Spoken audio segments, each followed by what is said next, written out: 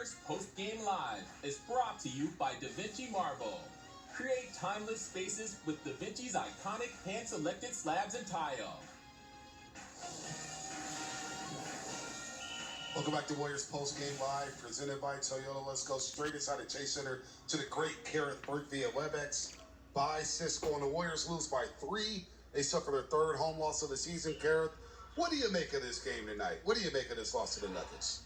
Well, you can tell the Warriors really started to get locked in the second half. They held the Nuggets to 29 points in the second half. That's great. I mean, the Nuggets were shooting 57% at halftime. By the end of the game, it was only 41%. So all of these things are pretty good. But there are 2 halves in a basketball game, Bonte, as we know. And the Warriors just could not get over the hump. And I have learned, anytime the Warriors lose, make sure your eye goes to turnovers. Make sure your eye goes to free throws. So when it comes to turnovers, the Warriors started this game not good. 8 at the end of the first quarter. Steph had 4 of those. Just discombobulation, to borrow a word from Coletta. And that helped the Nuggets build their 24-point lead in the first half. And the Warriors have overcome some very large deficits this season, but not when they're this depleted. It's going to be very difficult. And then also, as far as free throws, usually it's the Warriors fouling, sending the other team to the line. Tonight, the Warriors got the shots. They made it to the line 31 times, but only converted on 16 of those shots. That hurts in a game decided by 3 points. So it's a little interesting that the Warriors will face the Nuggets again on Thursday. If I was a betting woman, I would say free throws would be going in that next game. It will be a point of emphasis coming up here. So much, we even saw a glimpse of it. Remember when Juan Toscano Anderson, he went 1 for 6 for free throws. He was walking over the bench late into the game, but before he got to the bench, he went to the free throw line, didn't have a ball in his hands, but pretended like he did, took some pretend shots. So, you know, guys aren't satisfied with the outcome tonight, how they did on the stripe, how they did overall.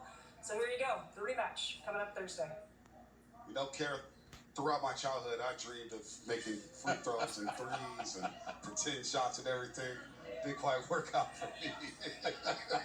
Sorry, Kerith. There's always pop shot. Pretending worked out. The actual reality of it didn't work out. Kerith, good stuff. No, you're right, though. The Warriors will shoot better Thursday in Denver. Good stuff, as always, Kerith. They're going to see this team again and hold them to 29 points in the second half. That's impressive. That's something you could build off of going into the next game. Yeah, you saw the energy and the effort change in that second half. The Warriors came out with a little more sense of urgency. They were flying around a little bit more. They did a better job with guarding Jokic. They did a better job, in my opinion, guarding Will Barton. He didn't get those same looks he did in the first half. So I thought the Warriors did a great job in the second half. If they could have made some of those free throws, I think it's a different outcome. Yeah, and on the road in Denver, it's a tough place to play. And so the first quarter is going to be important. You can't get down 10, 15 points in that first quarter. As Darrell said, duplicate that second half defense, that type effort, the double teams, the active hands. And I think they're going to have to strategically switch up the offense a little bit. So without Draymond Green, you don't have that point forward, that decision maker. And they've got a bunch of nice plays, catch and shoot plays, fast games, to make it a little more simple for guys. I think we'll see a little strategic change up offensively. And maybe we'll see Jordan Poole